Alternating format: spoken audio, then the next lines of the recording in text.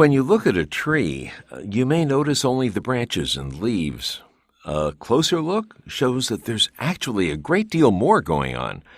Trees provide homes to a large variety of terrestrial animals, from tiny insects to large birds, such as owls. Insects live beneath the bark, providing a source of food for many types of birds. Squirrels and birds nest on the branches or in the trunk. Small animals defend themselves by hiding among the leaves. The benefits of trees also extend to aquatic animals. The shade from trees keeps water cool, protecting aquatic animals from the heat of the summer sun. The roots hold onto the soil, which keeps it from being eroded by the rain. This is a protection for aquatic habitats, as it prevents soil from running into the rivers and polluting them. Clearly, trees are very important. If forests vanish because of logging or other activities, the impacts on the environment will be great. Welcome to the National Bird Sanctuary. The Bird Sanctuary provides us with the opportunity to study many aspects of the lives of the migratory birds that pass through here every year. This is a breeding area for many different species, and we'll likely see a number of them on our walk today. On our right, just past the entrance, you'll see a list of all the species that have been observed here. You'll notice several nocturnal species as well as diurnal. They spend the warm months here, but leave in the autumn as they can't endure our cold winters. OK, take a look at your maps. We're beginning here at the entrance. As we walk through the sanctuary, it's imperative that you not stray off the trail and that you be particularly careful to stay out of the restricted area, all along the trail to the left here. The restricted area protects breeding birds from disturbance. All right then. That trail over to the right leads to the gift shop, but before we head there, let's continue to the end of this trail on the left to the observation platform. Here we are.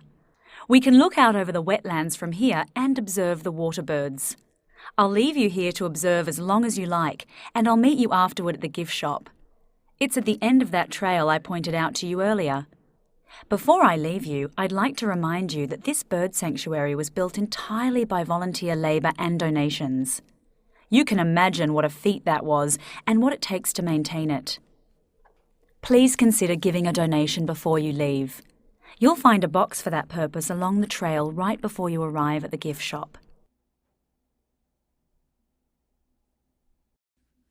We've looked at plant life in various deserts around the world. Let's talk today about plants in the Taklamakan Desert. What I understood from the reading is that there aren't a lot of plants throughout the Taklamakan Desert, but that many plants live in the transitional area on the desert fringe. That's exactly correct. Conditions in the desert are extremely harsh, but around the edges, plants have been able to adapt and thrive, and some species are actually quite prolific. Of course, the environment there is still extreme, and the plants have some interesting adaptations. There are still a lot of stressors on the desert fringe. The rain there is sparse, right? That's true. The desert fringe is very dry and is subject to extreme temperature swings, and these conditions can cause plants a lot of stress. Another stressor is, because of the dry air, there's rapid evaporation. So it's difficult for the plants to hold on to the water they take in.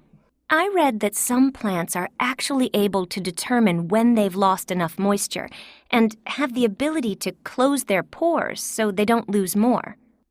Yes, that's one of the interesting desert plant adaptations. Another way plants thrive in the desert is by having large root systems so that they can accumulate water taken from deep in the ground. We've been discussing the way the eye works and the importance of vision. Let's apply some of this and talk today about how vision affects an athlete's performance. Okay, so when a basketball player, let's say, is out there on the court, what does he need to pay attention to? The player needs to focus on the ball. He needs to always know where the ball is. Correct. That's important, but that's not all. The player also has to be aware of what the other players are doing. He has to anticipate their maneuvers. so he can be ready to respond. This is where peripheral vision is important. The player may be looking directly at the ball, but he also has to be aware of what's going on near the boundaries of his visual range. He has to be aware of the actions around him. Players look at the ball, but they also scan the whole court, right? That's right. They need to go back and forth between focusing on one point and scanning the entire game, so they can know what the rest of the players are doing. Of course, they don't stop to think about it. There isn't time. Good athletes do this unconsciously. They do it so fast, it's indiscernible to us when we're watching the game. But they don't respond indiscernibly. When you see a player move in to shoot a basket, he's there because he was able to coordinate all the information he took in about the action of the game so he could make his move. Good afternoon and welcome to the tour of the Springfield Circus. Today you'll get to see the circus rings up close, visit the places where the performers work and rest, and even meet an animal trainer and some animals. Let's start our tour with a brief history of the Springfield Circus. It was founded a century ago right here in Springfield and has been going ever since. The original owner sold it after 25 years, and it's been under ownership of the same company for the past 75 years. Although the owners have changed, the place has not. The Springfield Circus has always put on its performances in this venue. Unlike other circuses, it has never traveled around with tents, but has always held its performances in this permanent spot. When the Springfield Circus was first founded, it put on large entertainments filled with grandeur for massive audiences. Since then, the show has been reduced in size somewhat, with fewer performers and acts. The show always begins with its famous parade of exotic animals. This is followed by dancers on horseback, and then the clowns enter the ring. We may get a chance to meet some of them today. They're always the most popular part of the show. Okay, let's go out to the rings now so we can see where the performers work. Hold on to your tickets, as you will need them to be admitted to the show after the tour. There has been a good deal of research on how we use our leisure time. Study after study has shown the importance of using leisure time well. According to research, people who spend their leisure time engaged in passive pastimes, such as watching TV, actually end up feeling less rejuvenated than people who choose more active leisure time activities. People who report feeling the most satisfaction with how they spend their leisure time engage in a range of activities for relaxation, both physical and intellectual. Among the most popular pastimes reported by adults, physical activities include a variety of sports, playing with their children, and gardening. Intellectual activities include reading, playing computer games, doing puzzles, and using the Internet. People who engage in a variety of active pastimes tend to be healthier, both physically and emotionally. It is obvious that we need to engage in leisure activities that exercise both our minds and bodies to avoid suffering problems such as obesity and depression. Train travel became increasingly common in the mid to late 19th century, despite the difficulties involved with this mode of travel. In many ways, trains were more efficient than other available means of transportation. But there were still drawbacks. Travel at night was tricky, for example, because trains lacked effective methods of illumination. Rides on early trains were often rough because of the way the train tracks were laid, although this improved over time and riding the train became more comfortable. As train travel became more popular, the tracks became more crowded, and this was one reason why trains were frequently vulnerable to delays. Train travel could also be dirty because the smoke from the locomotive could not be kept away from the rest of the train. In the early years of train travel, there were few disasters, so passengers generally felt safe. Trains were the major means of long-distance travel for a long time and had major effects on society and the economy. Clearly, the initial cost of building the railroads was well worth it, despite the drawbacks involved. We need to organize the information for our report on the history of subways. We agreed that our topic would be the London Underground? Yes, it's such an intrinsic part of London. It's famous worldwide. It really is the centerpiece of the city. And it's been around for a long time. We should mention that it first began operation in 1863.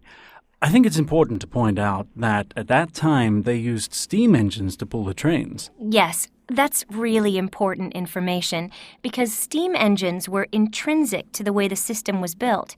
The tracks couldn't be very deep because the engines had to release steam. Right. The tunnels had to be close to the surface of the ground, and there were vents to release the steam to the streets. So we should explain all that and then talk about how the system changed when electric trains were introduced. That made a big difference because the tunnels could be deeper since they didn't have to worry about releasing steam. And they had developed methods that made it possible to dig deeper tunnels because they used a sort of shield to support the tunnel while the workers were digging. Right, the Harlow Great Head Shield. People were happy with the deeper tunnels because it wasn't necessary to destroy streets and buildings to dig them.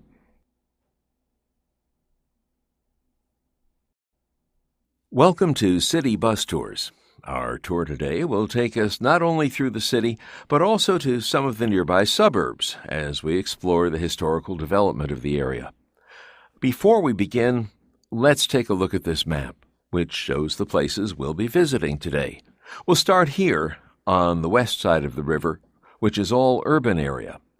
We'll pass by the commuter rail station here, right by the river and near the bridge. This is a brand new station since the train system was completed just last year. Commuter traffic was becoming a huge problem in our area, and there's been a marked improvement in the traffic situation since the trains started running.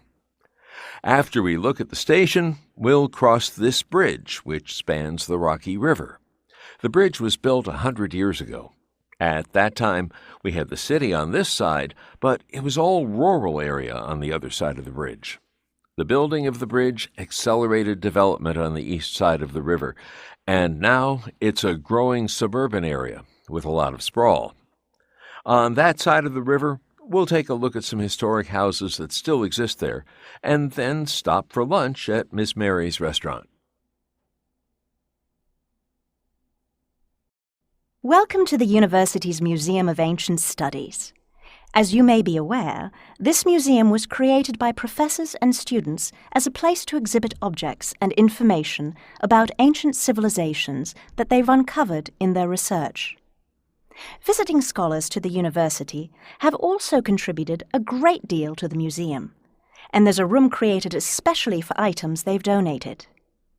However, that's in room D, near the end of our tour, so we'll talk more about that later.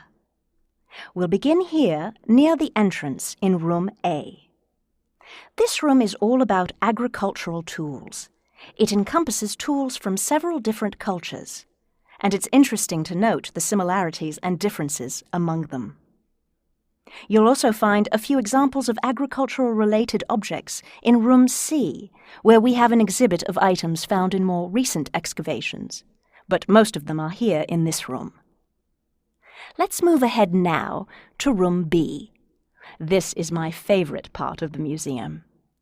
The exhibit you see in here explains the mythology of several ancient civilizations. Some of the old myths are lovely, fascinating. If you're interested in mythology, our gift shop has a number of books for sale on the subject. Okay, let's move now to our right, to room C. Here's the recent excavations exhibit I mentioned earlier. There are a variety of things in here that have been recently uncovered by scholars connected with the university. Tools, cooking implements, clay tablets and tokens, and more. Just ahead is the visiting scholars' room, and past that's the gift shop in room E. There, in addition to the books I mentioned, you can buy copies of many of the items on exhibit in the museum. So don't forget to spend some time there before you exit. Now, I'd be happy to answer any questions you may have. We have to get ready for our hula demonstration for our class. We need to show what we've learned about Hawaiian culture. Let's start with the decorations. I don't think they should be too elaborate, but we want to evoke a feeling of being in Hawaii. I think floral decorations would work. We can make garlands and leis out of paper flowers. They would be easy to make and still give the right feeling. That's a good idea. What about our costumes? We need to be careful to avoid stereotypes like grass skirts.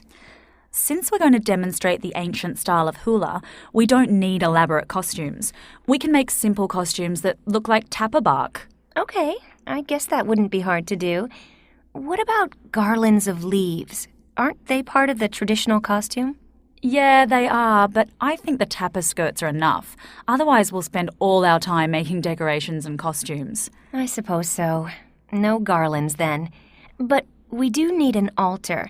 That's really important because that's part of what we learned about the place of hula dancing in Hawaiian culture. Of course, we'll have to spend some time on creating an altar, but we can't forget to actually practice the dances that we're going to demonstrate. Did we decide to use the graceful movements with all the swaying? No, we're demonstrating the ancient style. Remember? We're doing the energetic dances. Right, of course. With the traditional music, the drums, and chants. Okay, let's start practicing. Mime is a type of performance carried out without the use of props or language. The mime's skill is the ability to make the audience believe that objects are present when in reality they're not. Mimes create illusions of everyday activities. For example, a mime may act out climbing the stairs or opening a window, and do it so skillfully that it almost appears that the stairs or window are really there. Mimes use gestures to show the presence of objects. For example, a mime may use his hands to outline the shape of a box, then climb inside the imaginary box. In addition to interacting with imaginary objects, mimes may act out stories in which they portray different characters. The stories usually show the characters involved in some sort of conflict, but it's all done in a humorous way, meant to make the audience laugh. Qualified nurses must have several years of specialized training following high school. In the United States, for example, the bulk of nursing schools offer 4-year programs. A nurse who graduates from such a program and then passes a licensing test is qualified for a variety of professional-level jobs. Many nurses choose to go on to graduate school and get higher-level degrees. In the United Kingdom, about 25% of nurses have graduated from degree programs. The rest generally have studied in 2-year programs. This situation will change soon, however, and in the future all nurses in the UK will be required to have a degree in order to qualify for professional nursing jobs. Despite the need for nurses everywhere, there is still a decline in applicants for nursing programs. Many nursing schools in the United States have reported a decline of applicants of 5% or more over the past decade. This situation stems from a variety of causes.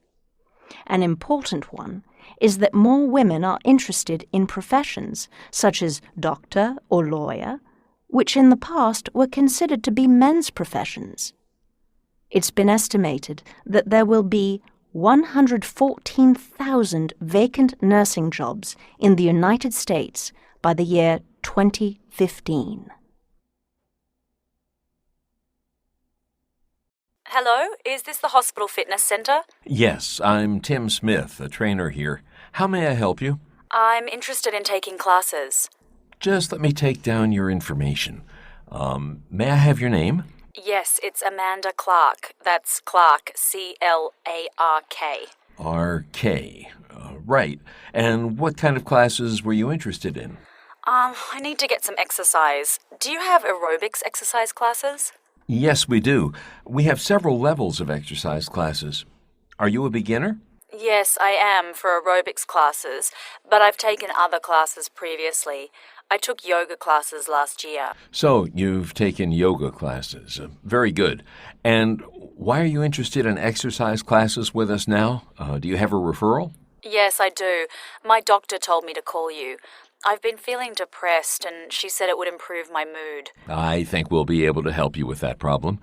Medical research shows a clear link between exercise and mood. Also, I've been getting a little heavy, and the doctor thought that regular exercise would help me stave off any big weight gain. It certainly will. Exercise has many benefits. We also work a lot with the elderly here, who may be suffering from dementia or decrease of cognition. But you, of course, are much too young for that. However, we can help you with the issues your doctor wants you to work on.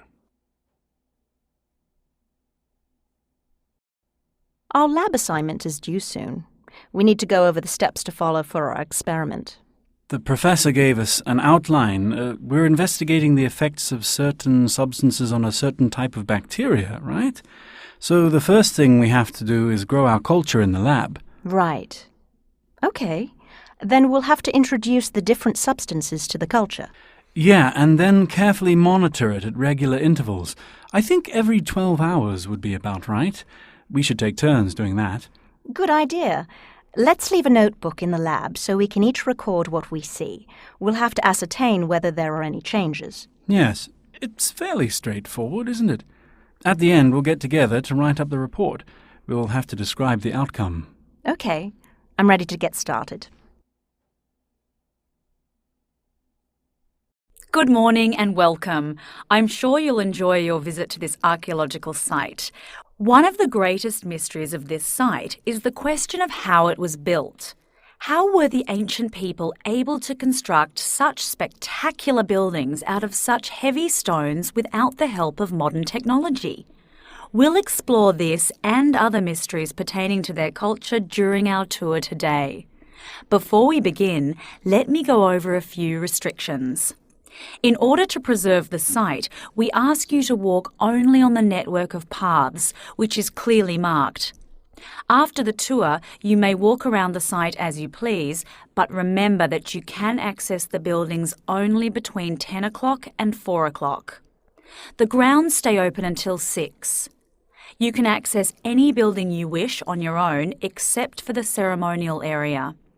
That building is open only to groups with guides, and we'll be visiting it on our tour today. If you haven't bought your tickets yet, please do so now.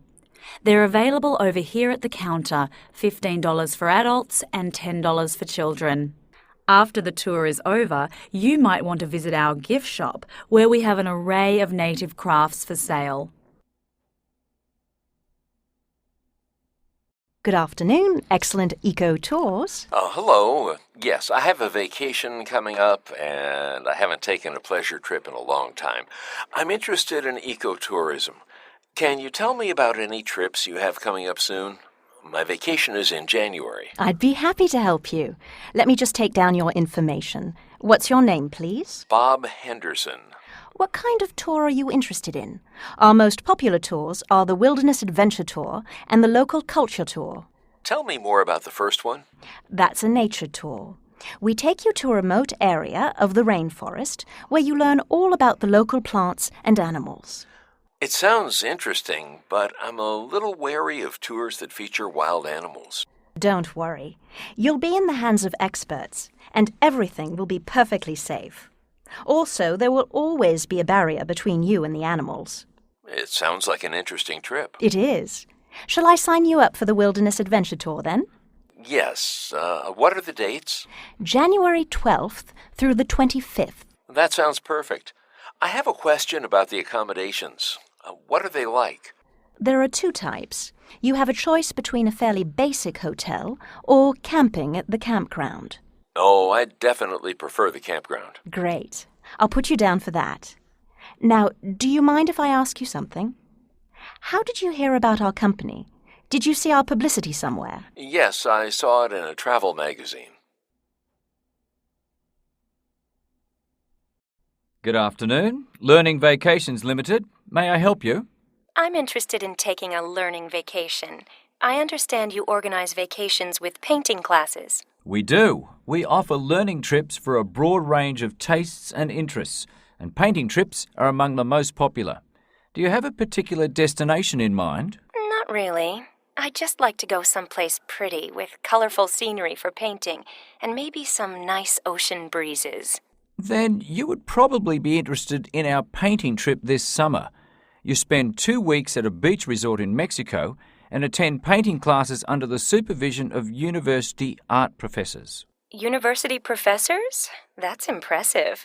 Yes, the trip is sponsored by the art department at Springfield University. It's part of their summer school. That sounds great. My other interest is international cuisine. Do you have any cooking trips? We certainly do. However, I don't know whether you'd be interested because almost all our cooking trips take place in a city, not by the ocean. Our clients get to enroll in ongoing cooking classes at the National Cooking Institute, which sponsors the trips. So I would really learn to cook, not just watch someone else cook? Yes, you learn how to choose ingredients, how to prepare them, everything. What are the accommodations like? Would I stay at a hotel? No, for the cooking trip, participants stay at a residential college that's close to the National Cooking Institute. I think either one of those trips would suit my taste. You need to decide soon. You'll have to enroll in the class of your choice and then we make the travel arrangements for you. When would I have to decide? Enrolment for the painting classes ends on June 15th and for the cooking classes on July 1st. Thanks. I'll let you know soon. Okay, so our assignment for our business class is to explain the reasons for the success of a particular small business. We agreed to use the Sunshine Bakery for our model, right? Yes, it's a good example of several of the characteristics that are typical of successful small businesses. For one thing, it has its own particular niche. Because there are no other bakeries in the neighborhood. Right. So even though its product isn't unique, it just sells normal baked goods, there aren't any competitors in the area. Yes, I think that's a vital part of its success. And its product is really good, so it already has a great reputation. Everybody knows about the delicious bread you can get there. So it has lots of customers. I don't remember reading anything about market research that the owners did before opening the business, but I guess it doesn't matter because there are lots of customers now. But the owners did start with a sound business plan. I mean, they projected all their expenses and how long it would take to start earning a profit and all that. Right, and the business became profitable in about 2 years. I think that's pretty good.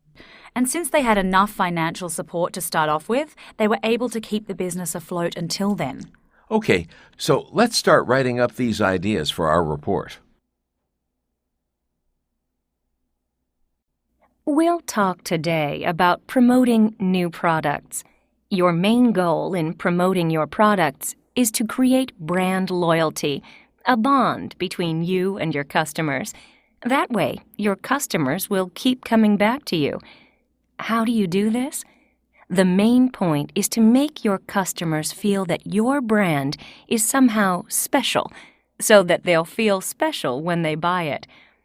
They want to feel that using products with your brand gives them status. A common method is to get endorsements from famous people. Customers will think, if I use the same brand as that movie star or athlete or television actor, then I'll be as special as that person. This also gives the idea that your brand is bought by selective people, which makes customers feel very good about buying it themselves. If you can make customers feel passionate about your brand, then they'll always buy it, whether your products are common household staples or expensive luxury items. This is what you want, a brand loyalty that's hard to reverse. Welcome to the Apex Factory Tour. Let's begin with a little history of the factory. The Apex manufacturing firm has been in existence since 1900, when the company built the first factory right here on this site. It It was quite a boon to the local economy since it was the first factory in this region. In fact, Apex was at the epicenter of manufacturing in this region for many, many years. Business was so good that in 1910 the firm's owners decided to add a night shift in order to keep the factory operating 24 hours a day. As you can imagine, the firm's owners became quite wealthy. The first branch factory was built in 1915. In 1940, the original old factory was completely torn down and replaced with a new, larger one on the same site. That's the building we're standing in now. Over the years, there have been a number of changes, of course. Then came 1998, which was perhaps the most decisive year for the company. The decision had to be made about outsourcing some of the labor, as many other companies were doing and are doing. The firm's owners ultimately decided not to do so. That decision means that at the present time, Apex remains a major employer in this region. There's a high level of satisfaction among our staff, as shown by the fact that our employee turnover is quite low. Let's talk today about the online social networking trend. There's been an explosion of interest in this form of communication. What effects do you think this will have on our lives as the trend unfolds? It's clear that the advantages are immense. Think about it. These online social networking sites make it possible to have contact with people all over the world. I agree. You can pursue all kinds of opportunities, both personal and professional, through social networking. You can make friends, you can find jobs, you can exchange all kinds of information with people everywhere. It really expands your world. These are important advantages, but do you also see any disadvantages to this phenomenon? What might be some of the negative consequences? I see that in one way it expands your world, but in another way it hurts it. I mean, you might spend so much time with your online friends that you don't pay attention to your local friends and family. It can mean the loss of your local community. There are also dangers with your online community. You can make many acquaintances online, but you don't necessarily know a lot about them. You might not know their true identity. Welcome to the Robertson Research Lab. On our tour today, you'll see where researchers work, and you'll learn what scientific research is all about. Today, the Robertson Research Lab is one of the most important labs devoted to scientific research in the country. But it took a long struggle for the lab to gain the status that it enjoys today in the scientific and academic communities. It required an inordinate effort to get the support necessary to build the lab. In fact, it took approximately 10 years to collect enough funding to start construction. That would not have been possible without the invaluable help of a number of individuals whose names are listed here on this wall. Although much of the funding came from government resources, and, of course, some of it also came from the Robertson family, the lab is located here at the university, and it's the university that bears the responsibility for maintaining and running the lab. In fact, one purpose of the lab is to give university students experience with research. Professional research scientists at the lab provide guidance to science students as they design and carry out their own research studies.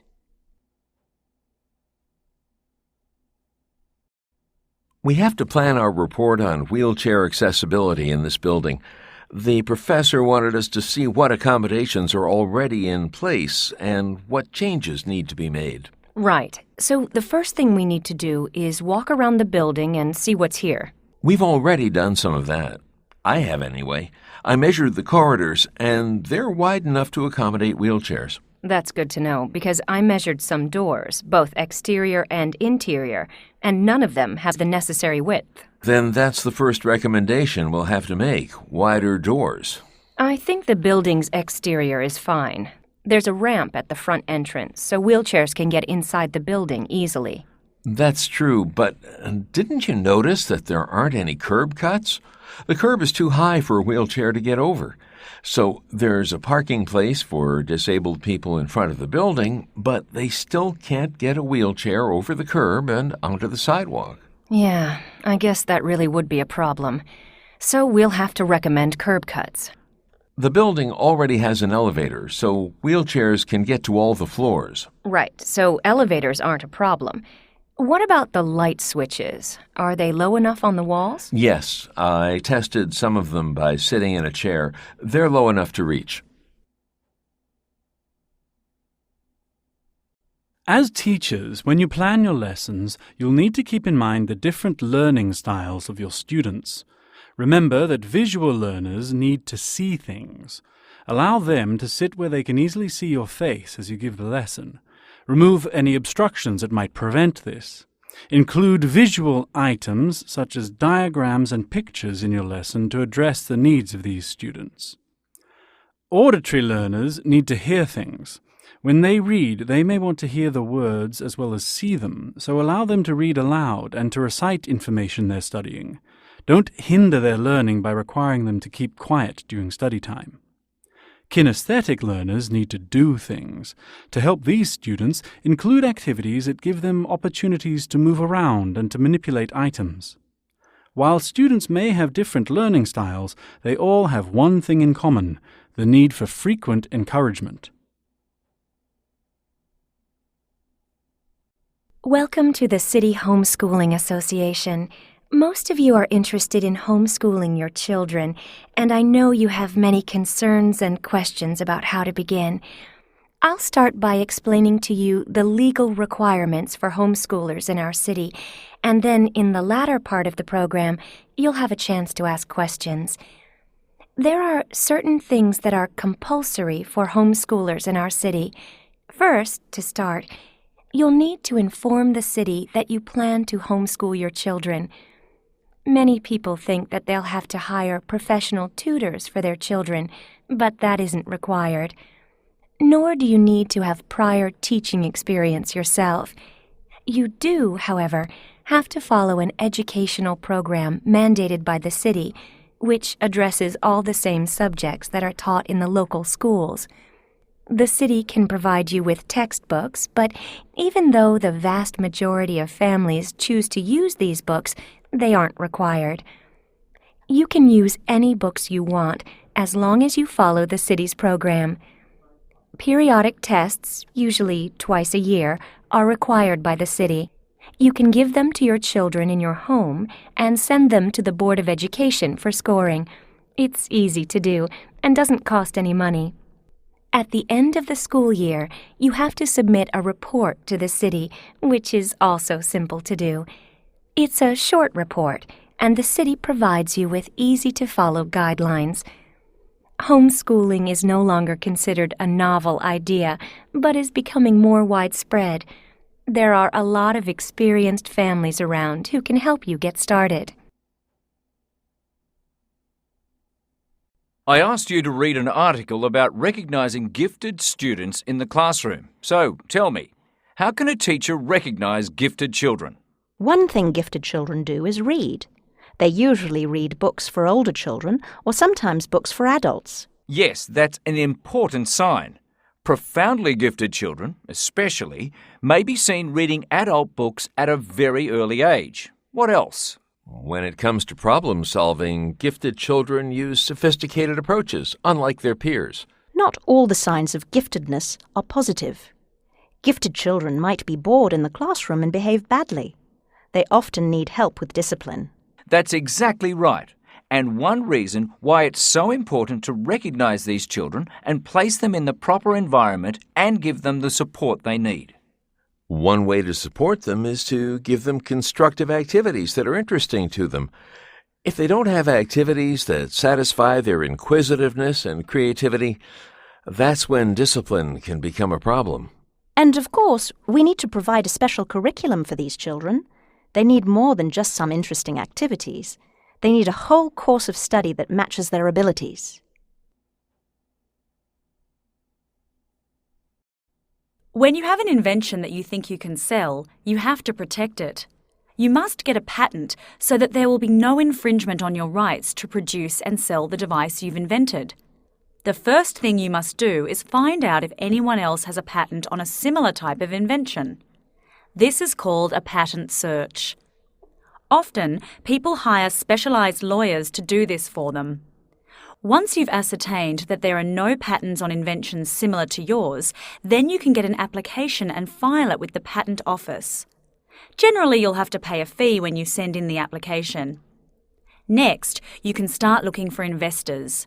This is critical. Inventors tend to be solitary people and don't give much thought to finding financial backers to help them. However, if you want to successfully market your invention, you'll need people to provide money to start production and begin marketing. You'll need to think like an entrepreneur. Inspiration is not enough. Hard work and money are important ingredients for success. That was a fascinating flight we saw. Now we have to write up the report for the school newspaper. OK, well, we should start with the name of the designer of the plane. Right, I'll just write that down. The designer was Steve Wilson, and the pilot's name was Joe Applewood. What about the names of the passengers? Did you get those? No, but there were two of them. We can just put that. We don't need their names. We should say something about the design of the plane, like the size of the propeller. How big was it? I'm not sure. It was big, but I couldn't say the exact size. Well, we should say something about it. What about the speed of rotation? How fast did that propeller move? I don't know. If we'd had a chance to confer with the pilot, we could have found out, but he left too quickly. Okay, so we can't include that information. We'll have to write more about the flight. It was a really prolonged flight. Yeah, he was cruising up there for at least 30 minutes, a lot longer than I expected. So write that down. And what a flexible machine. It handled the turns really well. Yeah, especially considering the weather conditions. It was so windy and cloudy. There must have been some turbulence. There probably was. We'll put that in the report too. Welcome to the City Museum of Invention. We'll begin our tour with a brief overview of the history of the museum. This museum first opened its doors in 1985, the result of years of effort by the mayor and others in our city. In 1975, the city's mayor first got the idea to start a museum about inventions.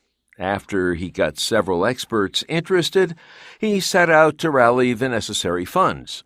In 1976, several events were held to raise the requisite amount of money to begin construction of a building to house the museum. They had almost raised enough money when there was an unexpected setback. A family that had promised a large percentage of the needed funds inexplicably withdrew their offer. It was toward the end of 1977 that this large gift was lost. Although there was an inquiry, it was never made clear why the funds were withdrawn. Plans for the museum were put aside for 5 or 6 years, but a group of interested people renewed the efforts, and by 1982, they had rallied enough monetary support to go ahead with the plans. That year, construction on the building began. In just under 3 years, the museum was completed, the result of the perseverance of a number of dedicated people. The museum continues to be a popular part of our city's culture. Although everything in the museum follows the theme of inventions, the variety of the exhibits will appeal to visitors of disparate interests. Our most popular exhibit, which is all about cable TV, was first opened in 1998.